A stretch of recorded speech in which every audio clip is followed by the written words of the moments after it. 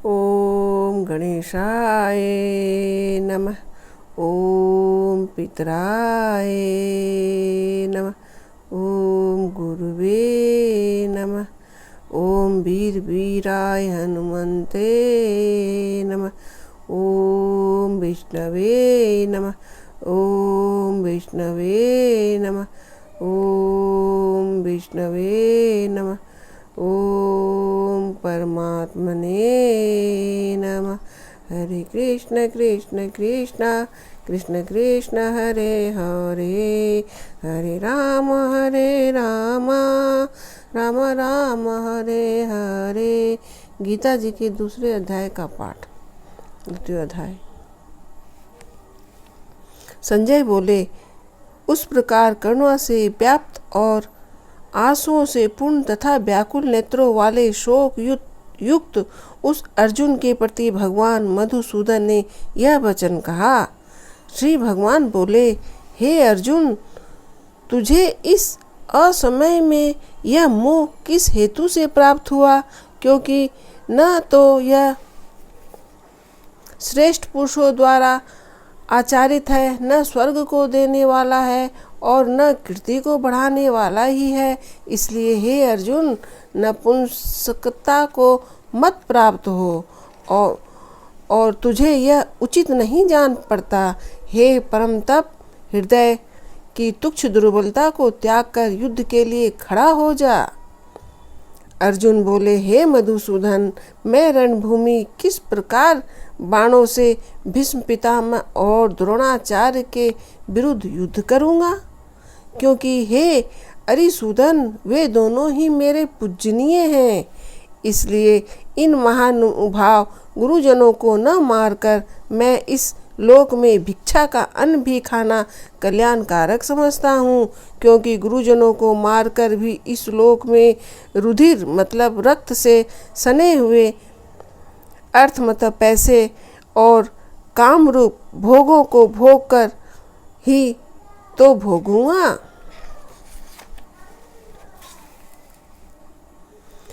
हम यह भी नहीं जानते कि वे हमारे लिए युद्ध करना और न करना, इन दोनों में से कौन सा श्रेष्ठ है, अथवा यह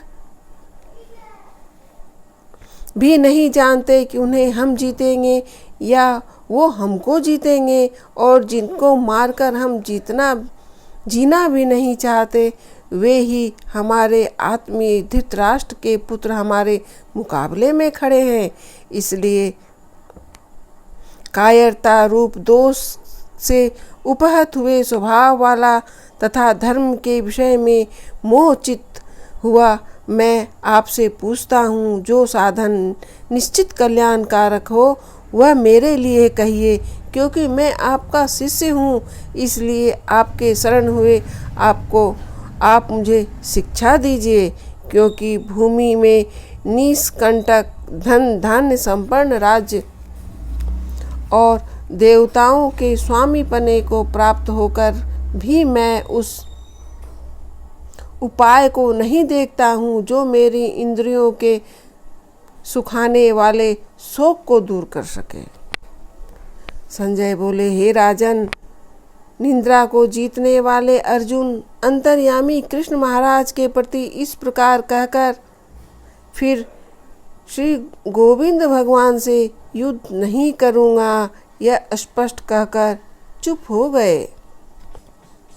हे भरतवंशी धृतराष्ट्र, अंतर्यामी श्री कृष्ण महाराज दोनों सेनाओं के बीच में शोक करते हुए उस अर्जुन को हंसते हुए से यह वचन बोले।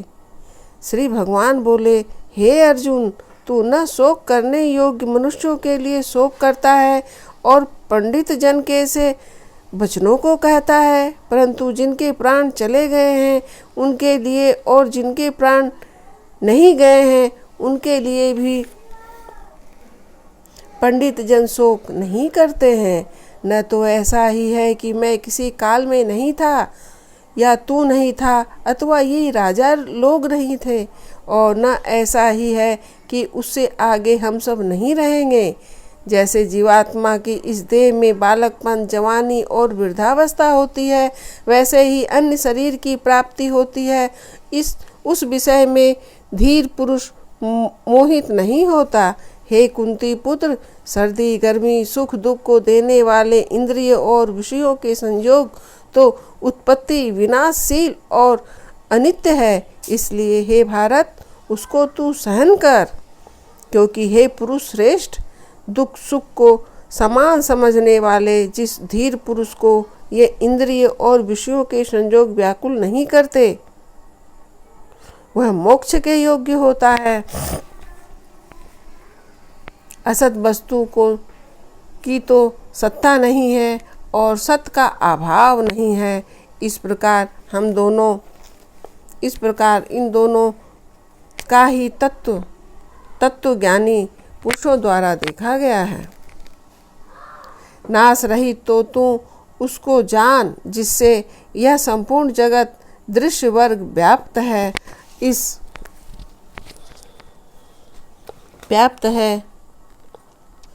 इस अविनाशी का विनाश करने के लिए कोई भी समर्थ नहीं है। इस नाश रहित अप्रमेय नित्य स्वरूप जीवात्मा से सब शरीर नाशवान कहे गए हैं।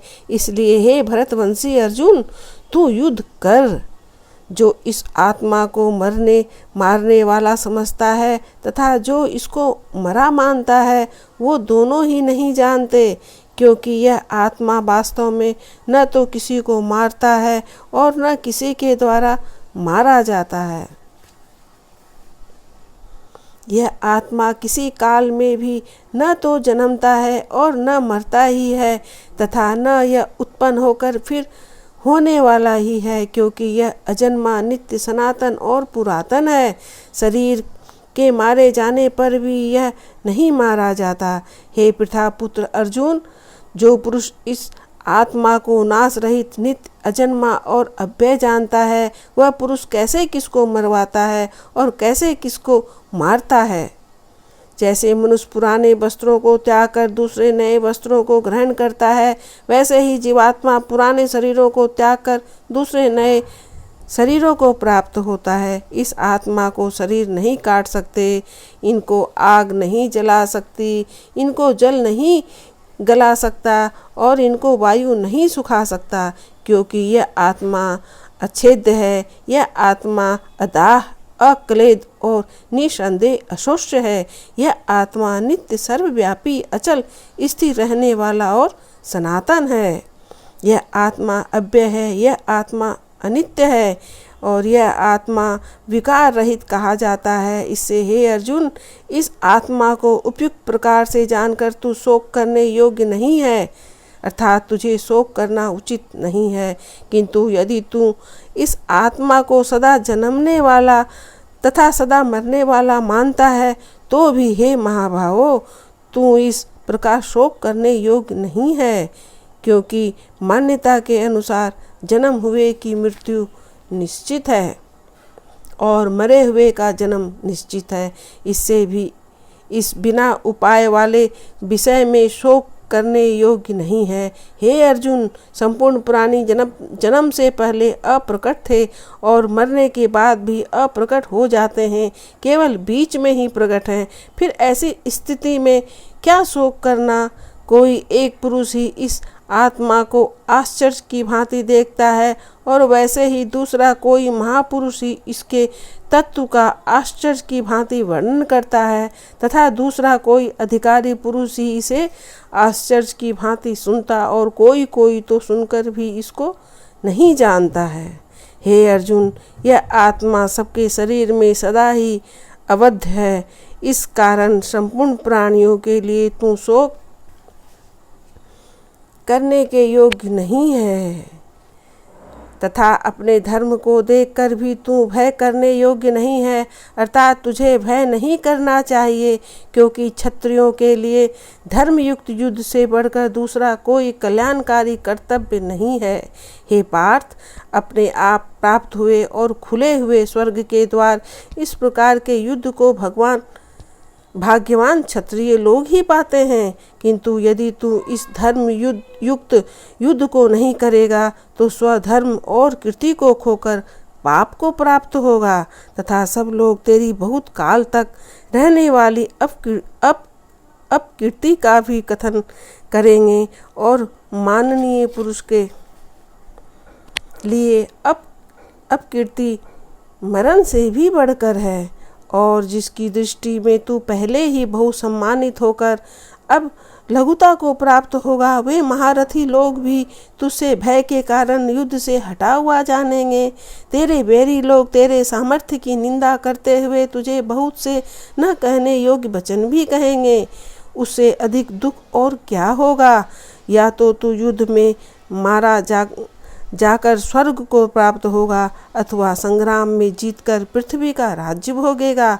इस कारण हे अर्जुन, तू युद्ध के लिए निश्चिंत करके खड़ा हो जा। जय पराजय, लाभ हानि और सुख दुख को समान समझकर उसके बाद युद्ध के लिए तैयार हो जा। इस प्रकार युद्ध करने से तू पाप को नहीं प्राप्त होगा।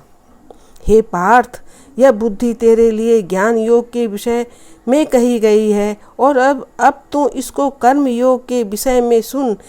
जिस बुद्धि से युक्त हुआ तू कर्मों के बंधन को भली भांति त्याग देगा अर्थात सर्वदा नष्ट कर डालेगा।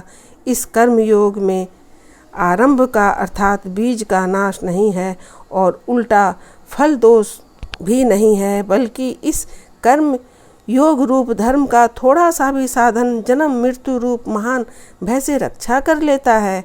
हे अर्जुन, इस कर्म योग में निश्चयात्मिका का बुद्धि एक ही होती है, किंतु अस्थिर विचार वाले विवेकहीन और अनंत विवेकहीन सकाम मनुष्यों की बुद्धि निश्चय ही बहुत भेदों वाली और अनंत होती है।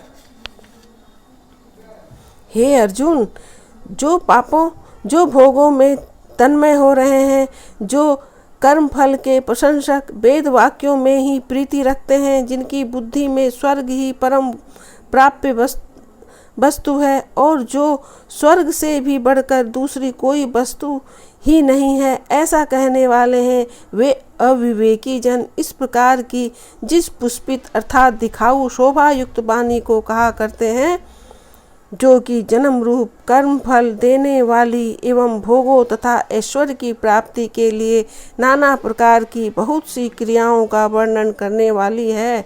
उस वाणी द्वारा जिसका चित्त हर लिया गया है, जो भोगों और ऐश्वर्य में अत्यंत आसक्त है, उन पुरुषों की परमात्मा में निश्चयात्मिका बुद्धि ही नहीं होती।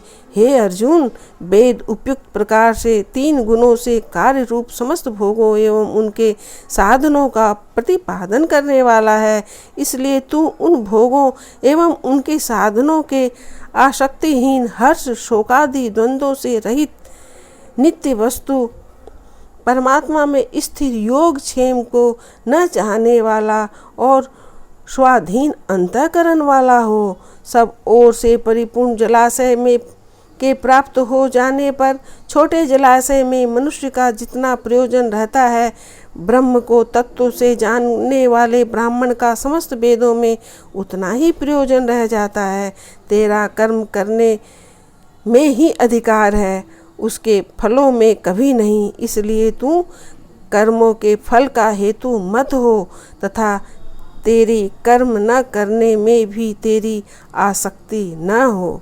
हे धनंजय, तू आसक्ति को त्याग कर तथा सिद्धि और असिद्धि में समान बुद्धि वाला होकर योग में स्थित हुआ कर्तव्य कर्मों को कर। समत्व ही योग कहलाता है। यहाँ यह समत्व है, यह डबल क्रॉस दिया। इस सब का अपने लोग को हिंदी नहीं समझ और भी सरल भाषा में यहाँ लिखा हुआ, यह देखिए समत्व का ये डबल लाइन हम लोग को दिखा। तो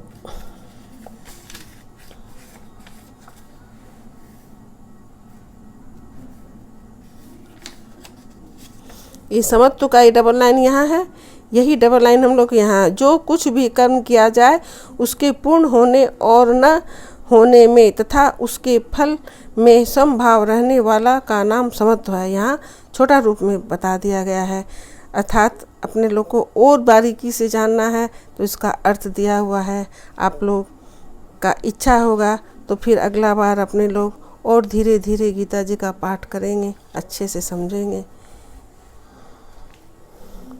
इस समत्व रूप बुद्धि योग से सकाम कर्म अत्यंत ही निम्न श्रेणी का है। इसलिए हे धनंजय, तू समबुद्धि में ही रक्षा का उपाय ढूंढ, अर्थात बुद्धि योग का ही आश्रय ग्रहण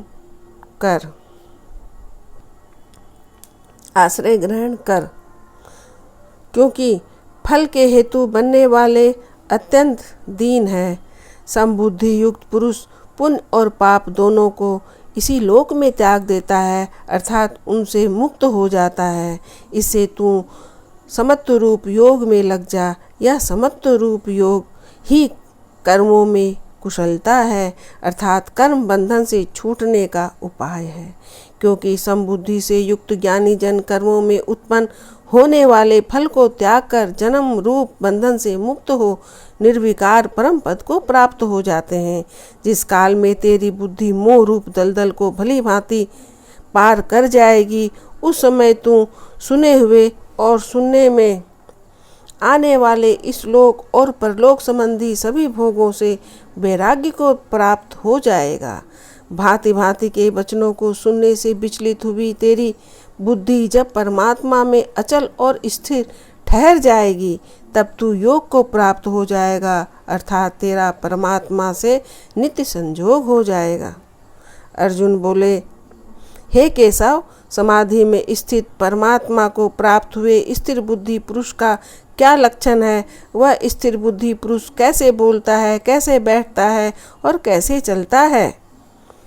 श्री भगवान बोले, हे अर्जुन, जिस काल में यह पुरुष मन में स्थित संपूर्ण कामनाओं को भली भांति त्याग देता है और आत्मा से आत्मा में ही संतुष्ट रहता है, उस काल में यह स्थिर प्रज्ञ कहा जाता है। दुखों की प्राप्ति होने पर जिसके मन में उद्वेग नहीं होता, सुखों की प्राप्ति में जो सर्वदा निष्प्रिय है तथा जिसके राग भय और क्रोध नष्ट हो गए हैं, ऐसा मुनि स्थिर बुद्धि कहा जाता है। जो पुरुष सर्वत्र स्नेह रहित हुआ, उस शुभ का अशुभ वस्तुओं को प्राप्त होकर न प्रसन्न होता है और न द्वेष करता है, उसकी बुद्धि स्थिर है। और कछुआ सब ओर से अपने अंगों को जैसे समेट लेता है, वैसे ही जब यह पुरुष इंद्रियों के विषयों से इंद्रियों को सब प्रकार से हटा लेता है, तब उसकी बुद्धि स्थिर हो जाती है, ऐसा समझना चाहिए। इंद्रियों के द्वारा विषयों को ग्रहण न करने पर वाले पुरुष के भी केवल विषय को निवृत्त हो जाते हैं, परंतु उनमें रहने वाली आसक्ति निवृत्त नहीं होती। इस स्थिर प्रज्ञ पुरुष की जो आसक्ति की परमात्मा साक्षात्कार करके निवृत्त हो जाती है। हे अर्जुन, आसक्ति नाश न होने के कारण ये प्रमथन भाव वाली इंद्रियां यत्न करते हुए बुद्धिमान पुरुषों के मन को भी बलात् हर लेती हैं। इसलिए साधक को चाहिए कि वह उन संपूर्ण इंद्रियों को वश में करके समाहित चित्त हुआ मेरे परायण होकर ध्यान में बैठे, क्योंकि जिस पुरुष की इंद्रियां बस में होती हैं उसकी बुद्धि स्थिर हो जाती है। विषयों का चिंतन करने वाले पुरुष की उन विषयों में आसक्ति हो जाती है। आसक्ति से उन विषयों की कामना उत्पन्न होती है और कामना में विघ्न पड़ने से क्रोध उत्पन्न होता है। क्रोध अत्यंत मूढ़ भाव उत्पन्न हो जाता है। मूढ़ भाव से स्मृति में भ्रम हो जाता है। स्मृति में भ्रम हो जाने से बुद्धि अर्थात ज्ञान शक्ति का नाश हो जाता है और बुद्धि का नाश हो जाने से वह पुरुष अपनी स्थिति से गिर जाता है। परंतु अपने अधीन किए हुए अंतःकरण वाला साधक अपने बस में की हुई राग द्वेष से रहित इंद्रियों द्वारा विषय में विचरण करता हुआ अंतःकरण की प्रसन्नता को प्राप्त होता है। अंतःकरण की प्रसन्नता होने पर उसके संपूर्ण दुखों का अभाव हो जाता है और उस प्रसन्न चित्त वाले कर्मयोगी की बुद्धि शीघ्र ही सब ओर से हटकर एक परमात्मा में ही भली भांति स्थिर हो जाती है।